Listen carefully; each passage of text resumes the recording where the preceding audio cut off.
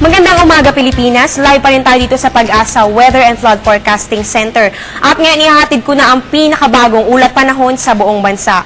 Meron na pong kaunting pagbabago na naganap dito sa Bagyong Marce na ating binabantayan kanina pang umaga. At eto nga po, hawak ko po ngayon ang weather bulletin na kalalabas pa lamang ng Pag-asa.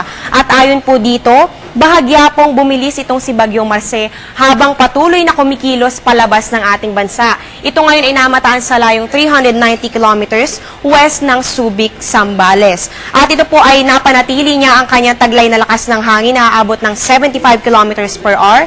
At may pabugsong na abot naman ng 90 kilometers per hour. Ito po ay inaasahan na patuloy na kikilos patungong kanluran sa bilis pong 15 kilometers per hour.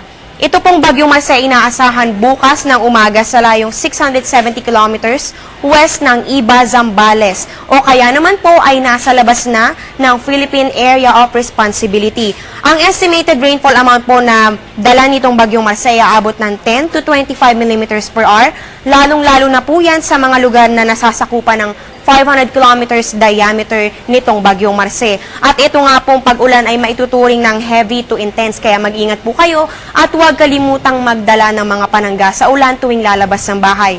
Samantala, nakataas pa rin po ang gale warning dito sa western seaboard na Luzon at Visayas. Kaya para po sa mga maliliit na sakyang pandagat at sa ating mga kababayang mangingisda, huwag po muna kayong pumalaot sa oras na ito.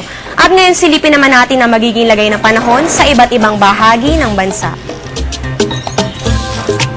Sa Luzon, pinakamataas ang temperatura dyan sa Lawag City na aabot ng 24 to 33 degrees Celsius. Pinakamababa naman po sa Baguio City na may 15 to 20 degrees Celsius.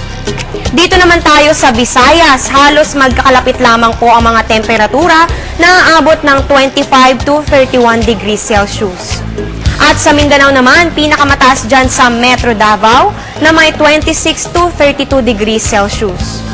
Tayo naman dumako sa 3-day forecast dito sa Metro Manila, magiging bahagyang maulap na may pag-ulan at thunderstorm.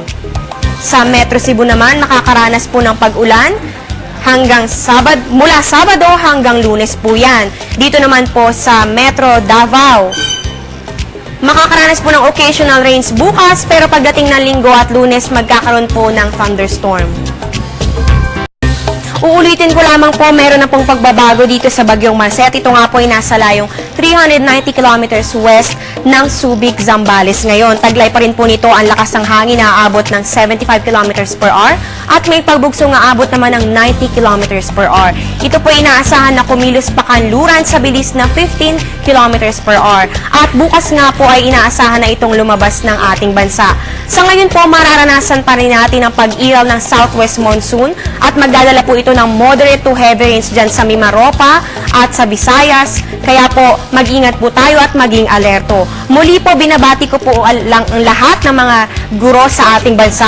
Happy Teachers Day po ulit sa inyo. At yan muna ang latest mula dito sa Pag-asa. Manatiling nakatutok sa Panahon TV Express, kung saan walang pinipiling panahon ang pagbibigay impormasyon.